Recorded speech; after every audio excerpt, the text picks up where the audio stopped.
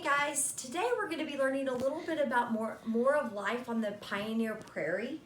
And in Oklahoma, and all over the West, as people would come in their covered wagons, some of the most important things that they would bring are family quilts. And this is a very, very old piece of quilting. You can see the back where it's been sewn, and every one of these stitches was hand sewn. And it even had pattern pieces of newspaper. This is about 100 years old, about the time, not a little bit, but around the time Oklahoma became a state. And this is a beautiful hand-sewn quilt piece that my girl's great-grandmother made. And it's not been finished into a full-time quilt.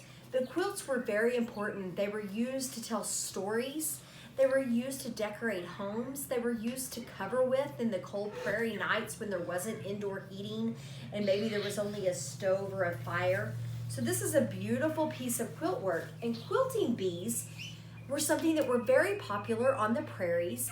And young girls and women would learn to sew these beautiful quilts as early as the age of about 5 or 6 years old. And the women would get together and they would tell stories, and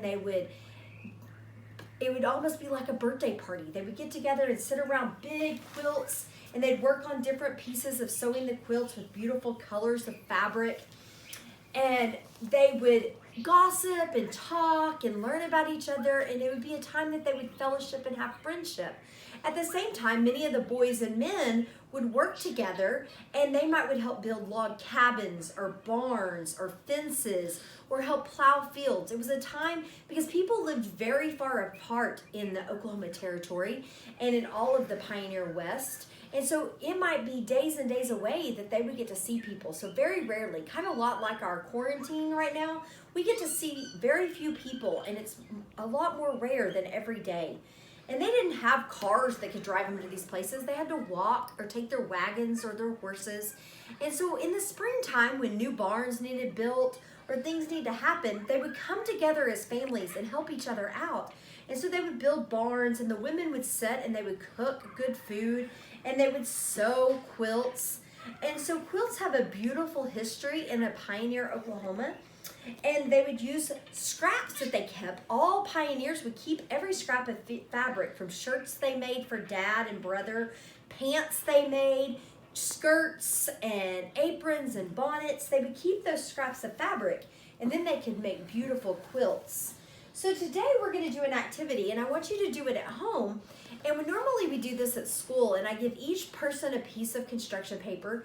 But if you're doing this at home, you can do it with cardstock or construction paper or material or flannel or felt or newspaper or whatever you have.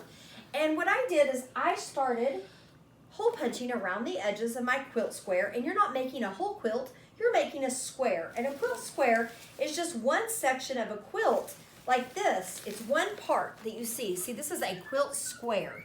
And it would all be sewn, and then once the squares are all done, they attach them together to make the top of a quilt. So you will be making one square of a quilt. And so I use this paper, and you can see that there's so many different designs. And if you have time and your parents want to, you can even look up quilts online or on YouTube and find out what some of the different patterns represent. Some of them are wedding patterns. There's a pattern that has two circles woven together in the quilt squares over and over again. And that is called the wedding ring quilt pattern because it symbolizes two wedding rings together. There's also diamonds that join quilts, and then it comes out like this, kind of like this one you see. There's all different quilt patterns. And so you can create patterns on your sheet with marker or with other colors of construction paper. And then I decided that we would sew together or sew our quilt, so you can pretend that you're sewing in the Pioneer days. And you can take yarn or ribbon and you can lace through our quilt. Or if you want, you can also cut your pattern before you punch it.